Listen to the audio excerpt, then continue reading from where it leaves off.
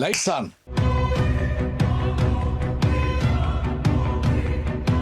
வணக்கம். திங்கக்கிழமை பிறந்துட்டாலே நமக்கு ஒரு உற்சாகம் அப்படியே பறந்து வந்து ஒட்டிக்கிறணும். அதுலேயே ஆகஸ்ட் மாதங்க. ஆகஸ்ட் அப்படின்னாலே நமக்கு சுதந்திர போராட்ட வீரர்களுடைய நினைவு வரும். அப்படியான இந்த திங்கக்கிழமையை நாம் ஒரு வீரருடைய வாழ்க்கையோடு தொடங்குவோம். எல்லாருக்கும் வீரம் இருக்குங்க, இல்லைன்னு இல்லை. அந்த வீரத்தை எதுக்கு காட்டுறோங்கிறத பொறுத்து இருக்கு. இப்போ முதல் நாள் போய் தலைவர் படத்தினுடைய டிக்கெட்டை வாங்கி நான் அப்படியே மேலே போய் முதல் ஷோ பார்த்துட்டேன். ஒரு ஜாலியான வீரம் தான், இல்லைன்னு சொல்ல முடியாது. பஸ்ஸில் அப்படியே தொங்கிக்கிட்டே போவேன் நான். சரி, அது அந்த வயசு. ரயிலில் பெட்டி விட்டு பெட்டி மாறுவேன். நான் கூட செஞ்சுருக்கேன்.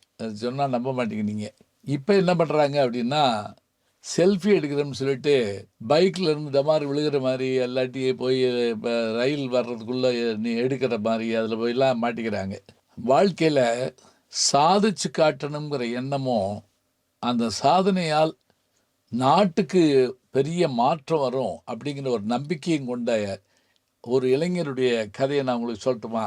உங்களுக்கு தெரியாது இல்லைங்க, இருந்தாலும் நான் சொல்கிறேன். நினைவூட்டல் தானேங்க செய்தி எல்லாமே. அதாவது பிரிட்டிஷ் கொடியினுடைய பேர் யூனியன் ஜாக். அந்த கொடி தான் டெல்லி செங்கோட்டையிலையும் தமிழ்நாட்டில் இருக்கக்கூடிய கோட்டையிலையும் பறந்துக்கிட்டு இருந்தது. இப்போ ஊர் முழுக்க அந்த கொடி பறக்குது.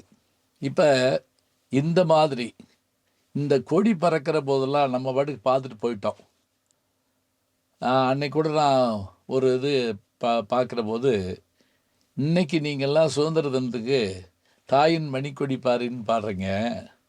அந்த காலத்தில் நாங்கள் சுதந்திரத்துக்கு முந்தி பள்ளிக்கூடத்துக்கு போனோடனே 5ஆம் ஜார்ஜ் மன்னர் வாழ்கன்னு தான் பாடுவோம் அப்படின்னு சுதந்திரத்துக்கு முன்னாடி பள்ளிக்கூடத்துக்கு போனவங்க காலை வணக்கம் பண்ணுவாங்களாம். இதை நான் ஒரு இதில் கேட்டு ஆச்சரியப்பட்டேன்.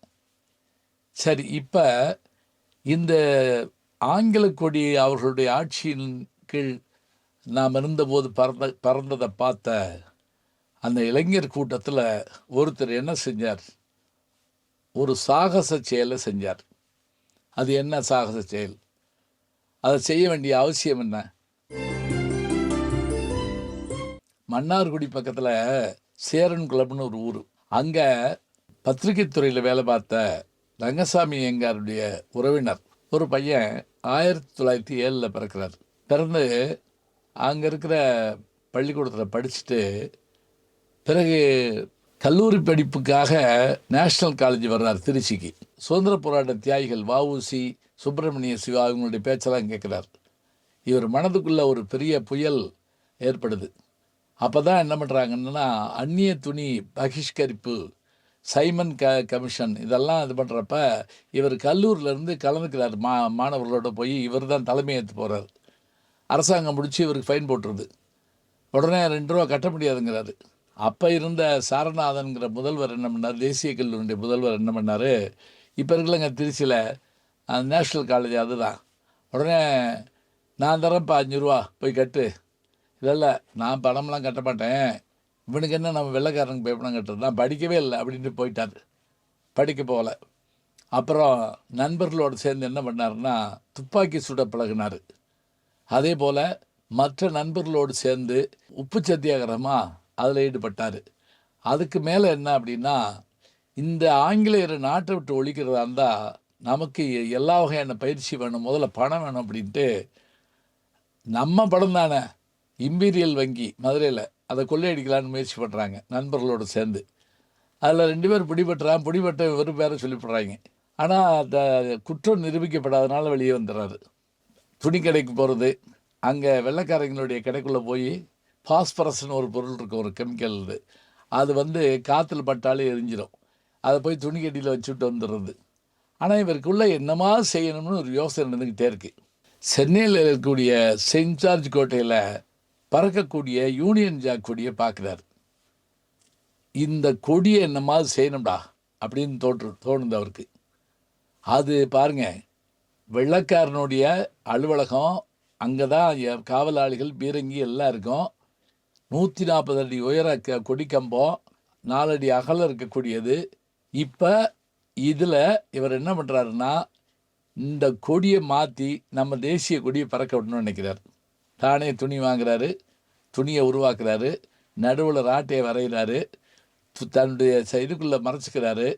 அதே போல் சுப்பிரமணிய சிவா அவர்களுடைய மருமகன் அவரையும் கூட்டுக்கிறாரு.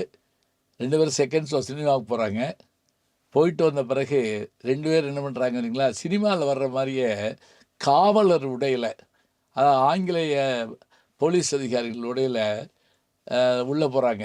எங்கே செஞ்சார்ஜ் கோட்டைக்குள்ளே போகிறாங்க. போயிட்டு இப்போ ஒன்று பண்ணுறாருங்க. என்ன செய்கிறார் தெரியுமா?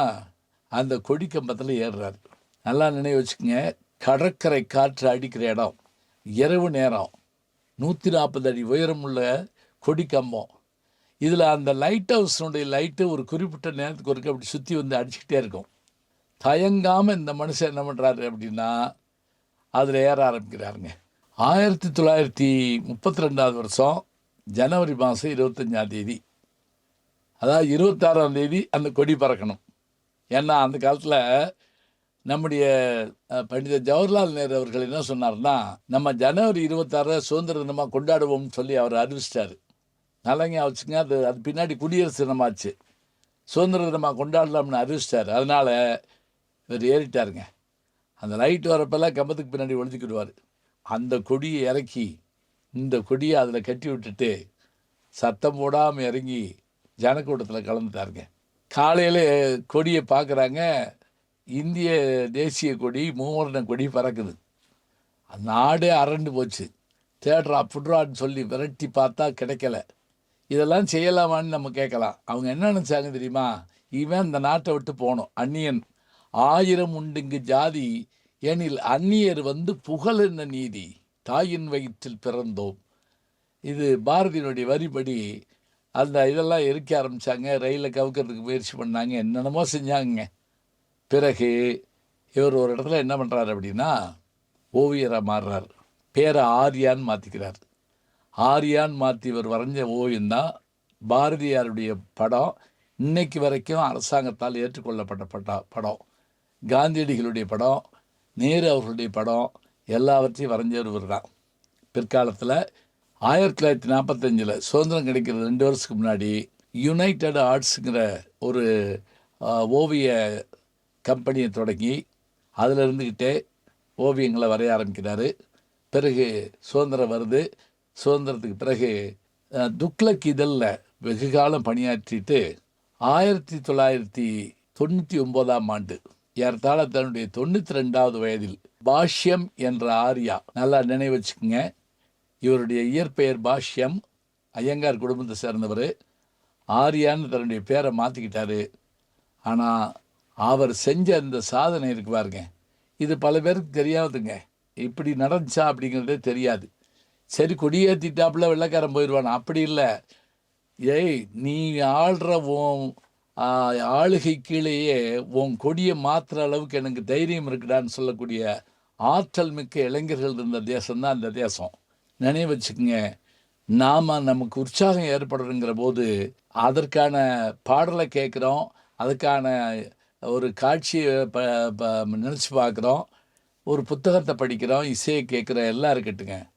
இந்த வீர வரலாறுகளை படித்து பார்த்தா நம்ம ஊரில் பிறந்தவர், நம்ம மண்ணில் பிறந்தவர், நம்ம நாட்டுக்காக போராடினவர், வடநாட்டில் யாரும் யோசிக்காத விஷயத்தை யோசித்தவர் நம்மவர் பாஷ்யம் என்கின்ற ஆரியா. நினைவில் வச்சுக்கோங்க, இந்த மாதிரி இளமை பருவத்தை அவர்கள் நம் நாட்டுக்காக தந்தார்கள் என்று சொன்னால் இத்தகைய வீர குணமும் விவேக குணமும் கொண்ட இளைஞர்களாக நாம் இருக்க வேண்டும், இளைஞர்களை உருவாக்க வேண்டும். நாட்டுப்பற்று என்பது அத்தகைய பெருமை மிகுந்தது தான். நம்முடைய செயல்களால் நாம் பெருமை பெறுவோம், அதற்காக நம்மை நாமே உற்சாகப்படுத்திக் கொள்வோம்.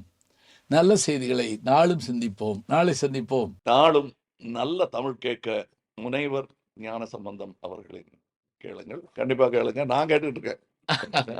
நம்முடைய யூடியூப் சேனலை சேர்ந்து Instagram, Facebook, Twitter, blog, WhatsApp channel என்று அத்தனையிலும் நான் முன்தொடர்ந்து செல்கிறேன்.